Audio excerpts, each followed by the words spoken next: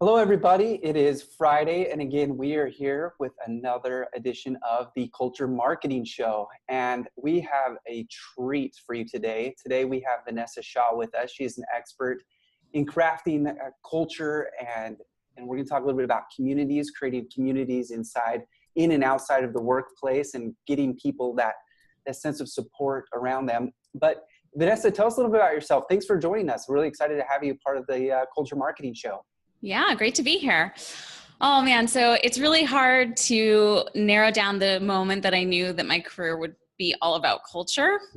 So I'll give a synopsis that's quick and short for our listeners here.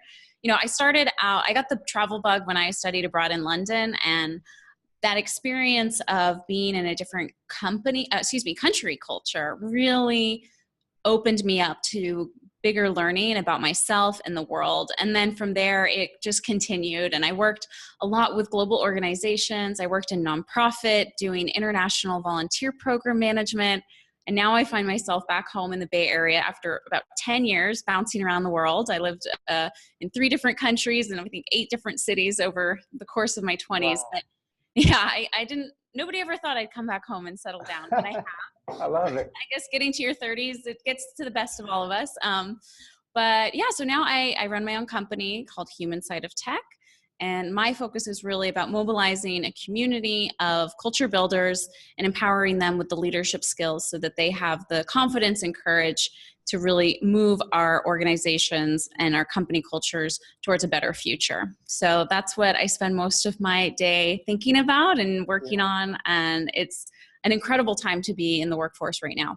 Oh, I love it. In fact, so one thing I want to talk about today is we're going to leverage your expertise. It's, we get a lot of people talking about different subject matters. We're talking about, recruiting and the impact of company culture when you're recruiting, and the transparency you need to have so they know exactly what they're getting themselves into when they come into work at a company. Makes that shock factor a little bit less.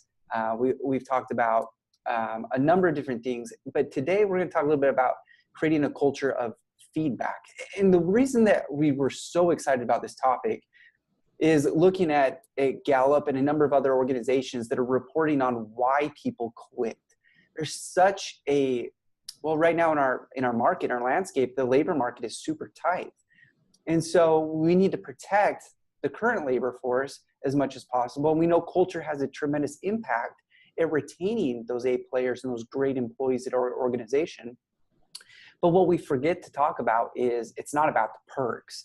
It's not about just the free lunch or the really cool incentive trips that the company put together, but it's really about the relationship between the employee and their direct level supervisor and the manager. And a lot of the time, that friction that drives them to leave their organization is due to a lack of feedback, a lack of transparency and understanding of really kind of what they're supposed to be working on at that time. And that creates the tension, the building blocks of frustration, and those frustration leads to accepting other opportunities.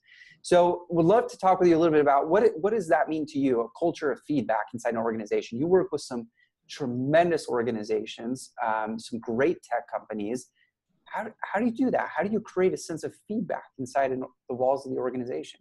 Yeah, so when I thought deep down about what's the point of my work and my career, I kept on coming back to this word, that being courageous. And that really ties into feedback, because to deliver feedback to somebody, I myself need to be courageous, reckon with difficult feelings, and also in order to receive feedback and take it in, takes a piece of courage from all of us. And I think that a culture of feedback is something we can create anywhere. You can create it in an interpersonal relationship with a good friend of yours where you say, hey, can I give you some feedback? Or I want to help you grow and hold the mirror up for you. But that's really delicate. And inside our organizations, it's also that way. And I'll share an example. I was just speaking with somebody at Buffer yesterday, and if you're not familiar with Buffer, it's a great tool to help schedule out your social media and tweets. Yes. Yeah, but so it also is really known in the market for its transparent culture and how they've really worked intentionally to be very transparent. Their salaries are visible on their website. They have a blog that talks all about their experiments internally to create a good culture. And also Buffer is also 100% remote team. They have no main office. Everyone works remotely. And so what they were talking about is something that happened early on at Buffer. They had decided, well, our culture is to default to transparent. And so when we are giving feedback, we give recognition, okay, but why not also give constructive feedback in a transparent way? So they started doing that. And not surprisingly, nobody felt very good about having constructive or difficult feedback done in a public way. It felt too vulnerable. And so they immediately changed that approach and moved to doing only the positive recognition publicly and the constructive work, what you need to work on feedback in one-on-ones or in private environments with your team lead. And so this is just one example of how creating a culture of feedback is an area people are experimenting, and there's still not necessarily a guidebook that will say this is the best way to do it or not. It's a lot of trial and error, and it also is uncomfortable for people because when you get it wrong, getting feedback wrong is rather upsetting most of the time, and we can all really improve our skill set on that. And I have a few ideas of how that is, what that's looking like now and companies that are doing it well. But yeah, I mean, so that's just one example of how feedback is an important piece, but not so much something we all know how to do yet.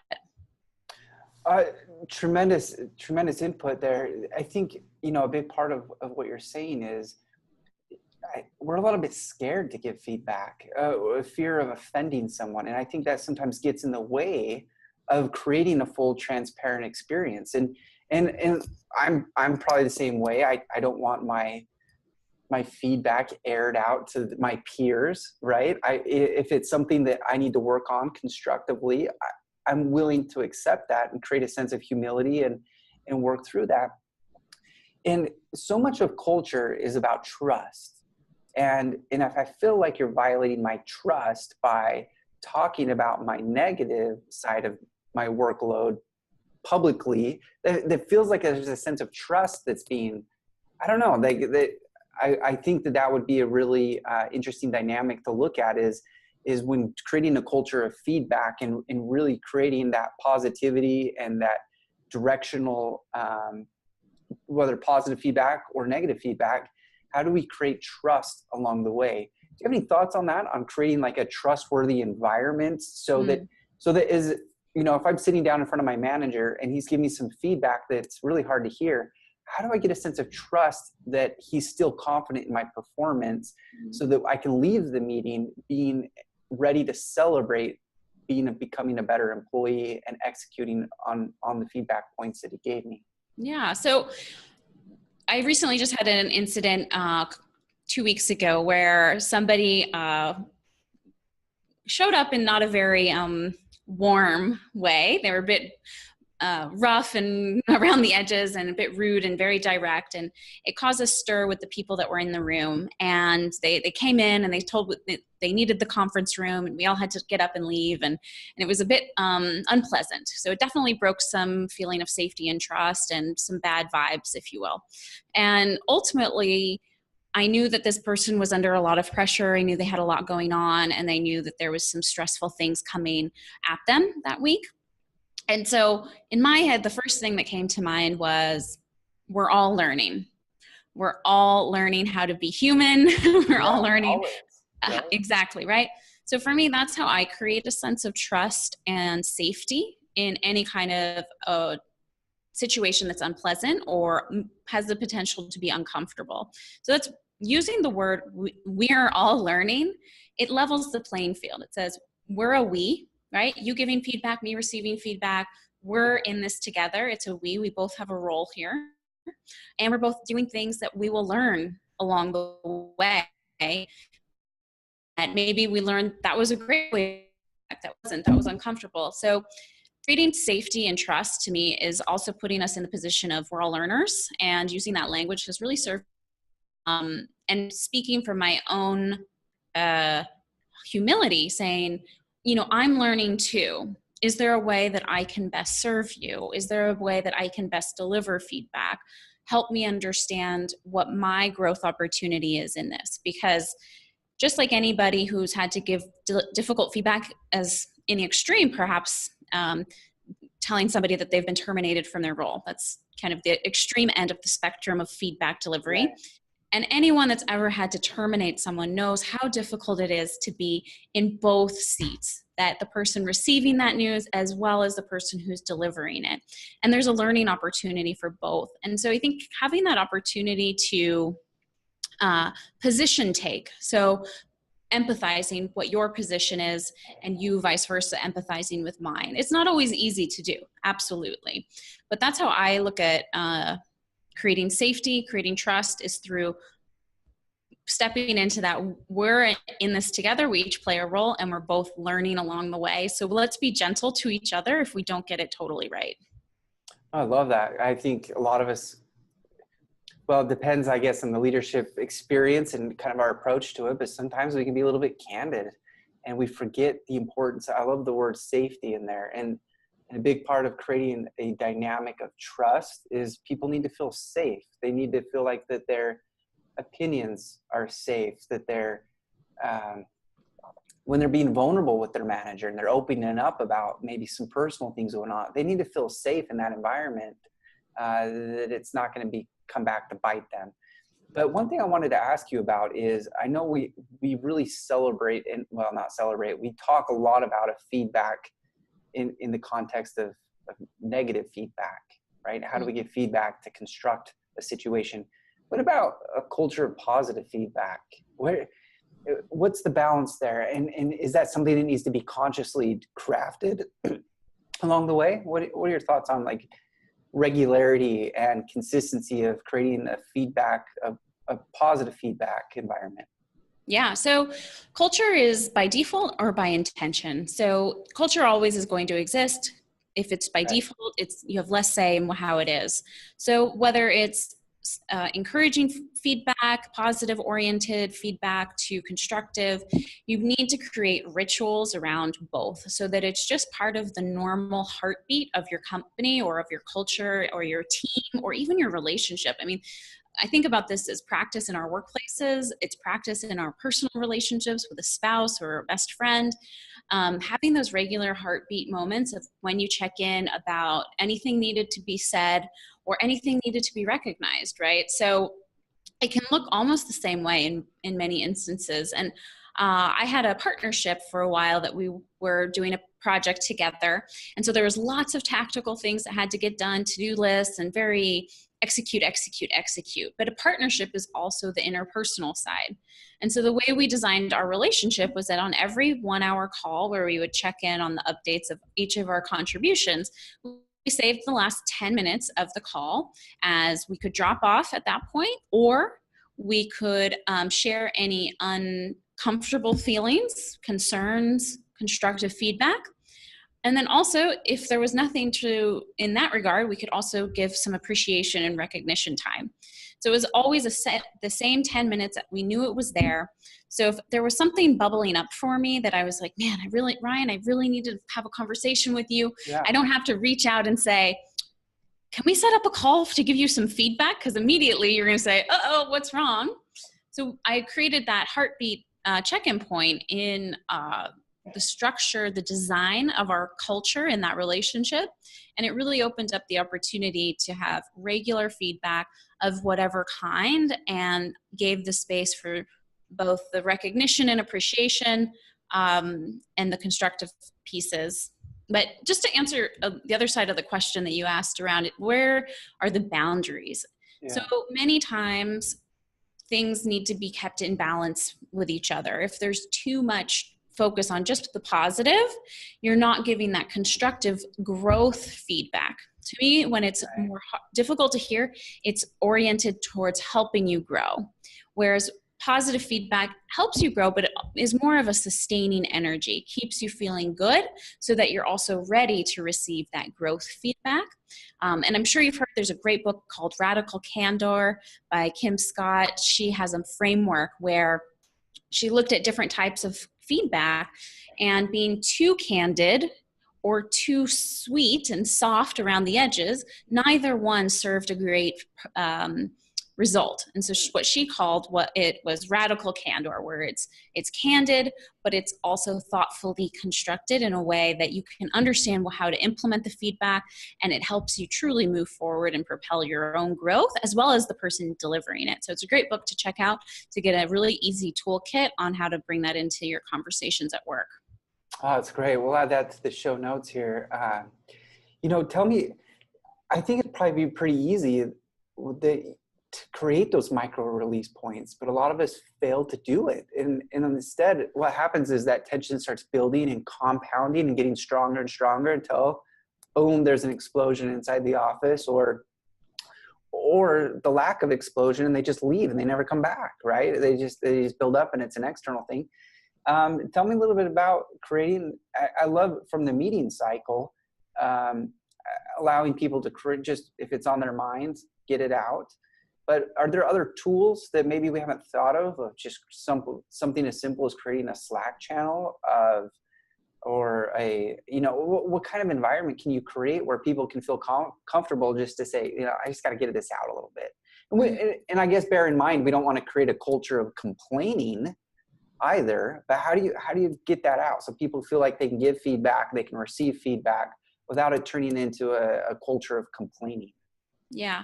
So I think the role of leadership is to create the conditions for the environment, but ultimately it boils down to individual leadership too. My own personal approach. So any person working in HR has sent out an engagement survey and seen great feedback that's useful for them, and then just whining and complaining where, I don't like the chocolate chip cookies. I wish we would have oatmeal cookies, and silly things like that. That's really not what they want to spend their time looking at. And so there's always going to be some of that. And it really is going to be down to individuals and how you take what's useful, leave the rest behind. And so feedback, it comes in many different forms. Right now, we're talking a lot about growth-oriented, team leader plus their team. But feedback comes in an organization through engagement software surveys too, right? That's feedback for leadership of how the employees are feeling about things. So it's more anonymous. Then there's that direct in-person. A Slack channel for constructive feedback, I would lean away from. That's more public. That's not the best environment. Perhaps recognition feedback can be great in a Slack channel. Although you do want to also consider that some people are a bit shy and they prefer not to be put up on a visible platform, especially different cultures. When I've lived in Europe, I know people in some of the Nordic regions of Europe would be horrified to be publicly put out there, to be recognized and stand alone. They're very group oriented. So you want to be sensitive to different styles. And again, that is going to be where a leadership opportunity comes in of, are you asking, do you say, how do you want to be recognized and appreciated? An email, a phone call, a card, a post in the Slack, get to stand up and tell everybody at the next meeting. So it's really important to consider different styles and give space for all of that. That's another piece of what creating an inclusive culture looks like, designing for difference. And then also having self-awareness where I can personally say, I feel more comfortable with XYZ. So sometimes it's about knowing to ask. And if it's not being asked, it's knowing to speak up and have that courage to put out into the office or in your team that this is something we should talk about. So sometimes culture can change just by the movement of one person who steps up. And so I always encourage everyone that sure, culture starts at the top, but it also comes from the bottom up as well. We all can influence culture, even when it's just a single person. You're still one person on a team. If your team's 10 people, that's 10%. We can make 10% change every day. That's a big overall impact. Yeah, absolutely. So a lot of our viewers here, I'm going to put you on the spot here for just a second. It'll be fun. A lot of our viewers here today are customers of Viva HR, and a lot of our users are people between 50 and maybe 300 employees. There's 1 to maybe 2 or 3 HR people inside the organization, or on the smaller end, they're just departmental managers that are in charge of kind of being their own HR, role along the way. They're wearing multiple hats. Do you have a couple, 2 or 3 tips or recommendations real quickly that they could implement today and start rolling out and creating a culture of feedback, of positive feedback, negative feedback. But more importantly is establishing that sense of safety and trust that feedback is coming from the heart. Any couple tips on how to start today and how to approach that? Yeah. So one of the things that I saw actually at IDEO, if you're familiar with that as an organization, they're really creative and they do regular questions in the bathroom. Now, stick with me on this because Okay, all I'll right. see how it makes sense. So when you first introduce something, you don't want to do it too aggressively or too publicly. You kind of have to warm people up to an idea. So you want to start with something that's less aggressive. So they put up questions and things in the bathroom, and there's post-it notes, and you can add your commentary. And so it's just a fun, playful thing to have more dialogue and feedback and sharing. Are you a dog or a cat person? You might ask, and you have people post it up. So seems really trite and silly, but then you can build off of that and then make the questions a little bit more personal. And another really great way to do feedback, I use this a lot with my workshops and at events. You could also do it at an offsite, or if you have a longer meeting, is you just take 3 post-it notes. You make a smiley face, you put it at the top, a neutral face, put it in the middle, and a sad face down at the bottom. You put it on the door or on a wall, and you give everyone post-its, and at a certain point you ask them to write down a few things that have stood out to them at the meeting or things they're thinking about. And anything can come up. I've seen anything from a sad face because the air conditioning's too strong, to a happy face that I'm feeling connected as a team and with my leadership. So feedback can come in small ways, and I always encourage people that to create a culture of feedback or to create any new initiative, start small. People get really enthusiastic and they go and look at what Google's doing or Facebook, and they say, we're going to bring in a Google-like, feedback, a culture of feedback, and they're a small 50-person startup. And it's like, that's not the right angle. Yeah. So start really, that's where I like to go through the analog approach with post-its and sticky notes. Or like you said, if you have a internal team communication tool like Slack or Yammer, you can also start a little feedback recognition channel and let people show up there and see what comes up and get inspired by what voices come in through those channels. So if you're just one person, you don't want to overwhelm yourself with a really large, hard to manage program at the first thing. You want to start thinking what's important to our company and our team. So this is taking kind of a design thinking approach, right? Where the first step in design thinking is to empathize with your users. So for HR, their users are the employee. Right. So learning to listen and empathize and doing small little experiments to grow a better understanding of what their needs are on feedback is where I would tell them to do. And going into it knowing that there's a lot of unknowns. So getting that curiosity of, I'm a learner here. I want to learn about what they need. I want to watch. I want to observe.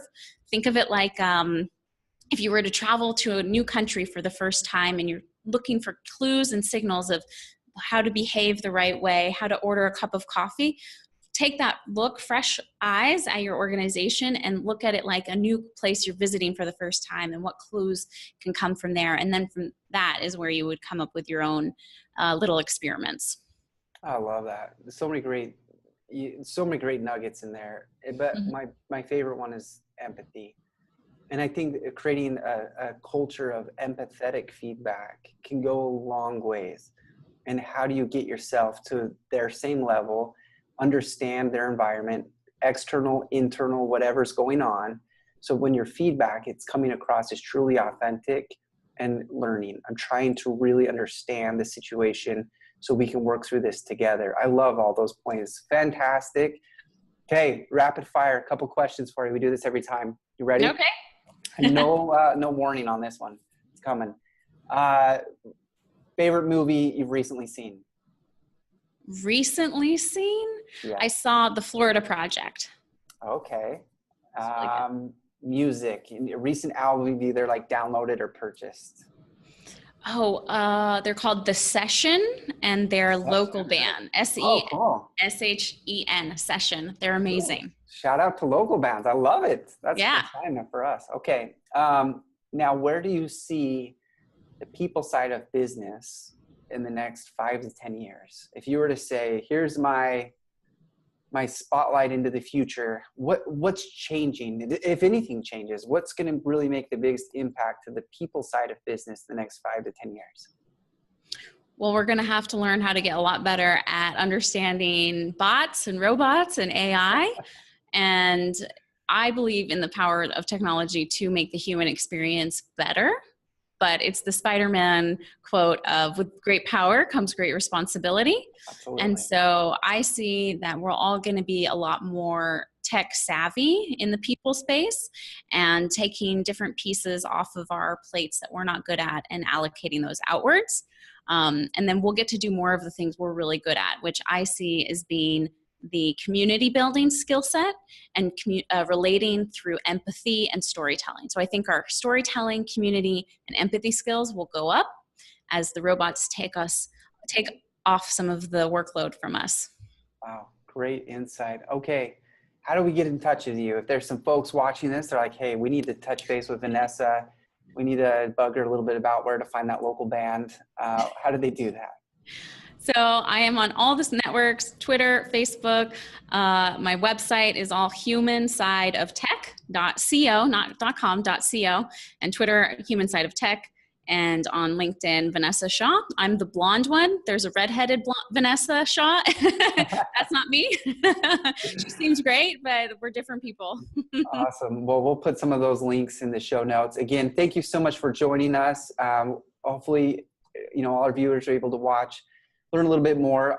My biggest takeaway is empathetic feedback. And there's a way to do that in which shows a sense of trust and compassion along the way. Love it. Again, always every Friday live, we have the Culture Marketing Show, and we'll see you next time.